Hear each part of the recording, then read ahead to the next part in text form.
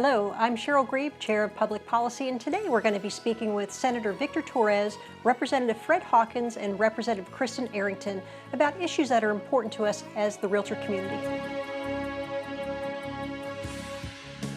As far as with legislation and such, what is your main priority when it comes to real estate legislation? Well, I think that one of the main things that I've focused in my 10 years in the legislature has been affordable housing.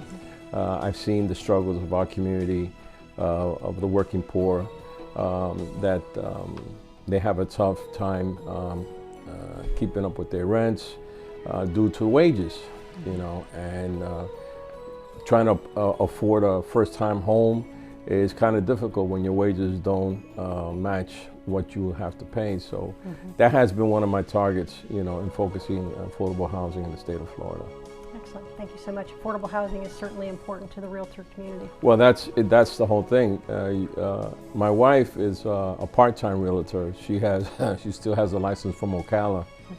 And that was one of the challenges that Carmen always faced is you can't shoot for the stars when your salary doesn't adjust to making that mortgage payment and other issues, you know, with buying a first-time home.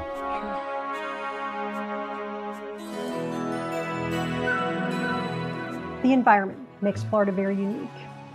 And with some of the budget going to the Everglades restoration, are there any other areas of interest that you have as far as concerning the environment, especially in the Osceola County area? Sure. I mean, so many people think of our tourism as just Disney, Universal, SeaWorld.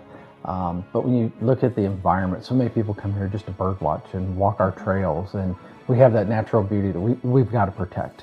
So I was happy to see that working with the ranching community, $300 million, the largest investment ever in land conservation. They still get to produce their crops, grow sod, but that land will be protected now in conservation easements. And I think, to me, that is just a win for all of Florida, but also to protect people coming here, to make sure they know we're growing fast, but we're going to protect the wildlife corridor. We're going to make sure that we still keep the natural beauty of Florida. The things that drew people here in the 50s and 60s first, to see the springs and the manatees. And it goes from protecting our animals to protecting the natural beauty we have. And I hope we always continue to invest in that and looking for other ways to work with development as it goes, but also to make sure we're protecting those sensitive areas.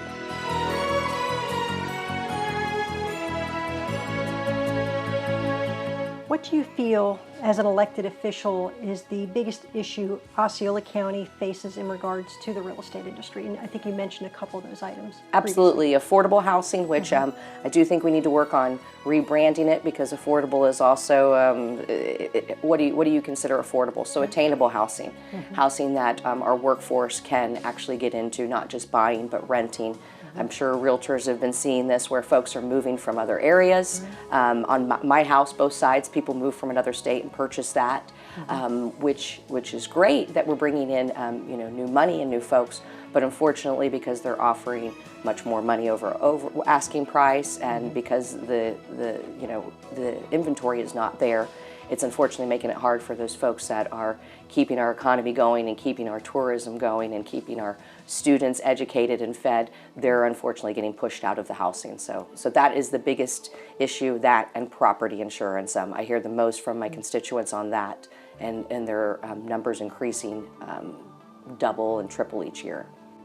Thank you for being with us today. You know, it's important that you get involved in the political process.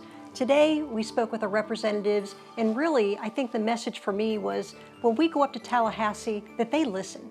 They listen to the needs that we have. And as realtors, we have the largest voice in Tallahassee. And as a collective, we can really make a difference in the community. So make sure that you get involved and also give to RPAC.